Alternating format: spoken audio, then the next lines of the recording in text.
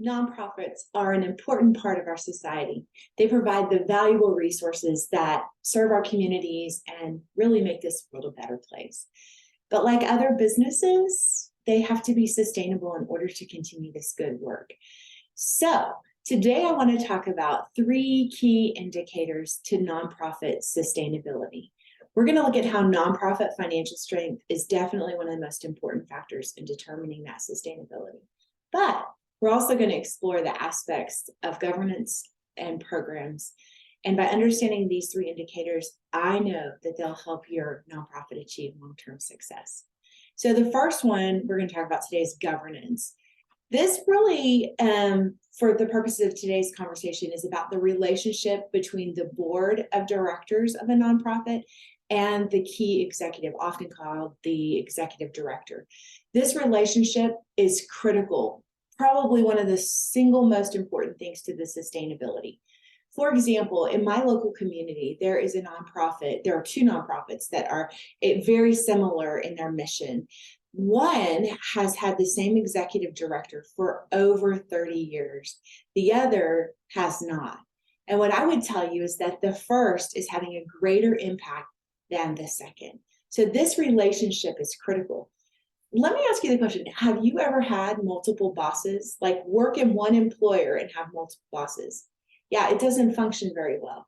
And so keep in mind that in a nonprofit, the executive director can feel like they have multiple bosses by all the members of the board, unless you master this major sustainability issue. So what are some ways to do that? Well, the board needs to function as one. So there needs to be a place where the board has decided what the clear expectations are about how their board will function. That's often called a board policy manual, and it's where those things come together. Also, there needs to maybe be clarity as to what the role of the executive is and where duties and decisions stop at the board's level and start at the executive director's level, or maybe what are the things that the board needs to be notified of. So governance, number 1, is one of the most important sustainability factors. Okay, number 2 is going to be programs. Okay, when you're designing something in engineering and architecture work, there's this idea of creep, right? So extravagance creep. So you start to design a home, for example, and yeah, we would like all the doorways to be arched, and yes, we should add these nicer handles or these upgraded light fixtures, or you know what, we wanted a 3-car garage, how do we make that bigger? This creep happens inside of nonprofits, and it's easy to just add one more thing when it comes to our programs, but it's so much harder to stop something. So sustainability is mastered when we can evaluate our programs objectively and routinely. So how do you come to evaluating programs? Well, I bring you back to your mission statement. Maybe you also have vision and values.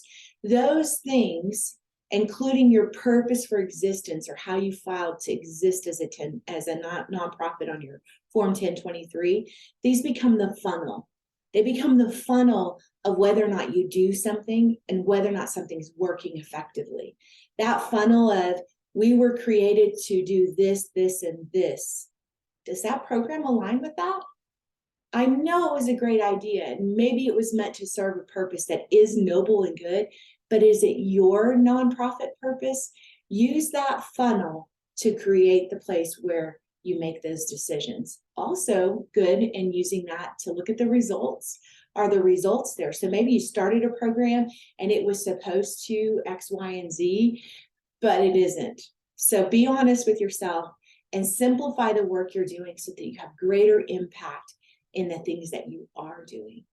And the third area I want to talk about today is funding. The Pareto principle probably applies here and in most nonprofits, which is 80% of your funding coming from 20% of your sources? Of course, that depends on what kind of funding your nonprofit is run by, but I think these thoughts apply generally to all types of funding. So what is the composition of your income? Do you know what it is? Do you understand it? Where's it coming from? What variables could impact those sources? And what would you do today if that funding was gone? So be looking at those funding sources and understanding the risks and the opportunities that they present. And that, my friends, will help you grow into a more sustainable nonprofit. I want to just thank you so much for giving me an opportunity to speak into those important areas of your nonprofit. Really, like I said at the beginning, nonprofits have to be sustainable in order for our good works to continue. I hope that resonates with you and is helpful today. Jump on my website. You can follow me on my LinkedIn page and continue to learn more about these opportunities.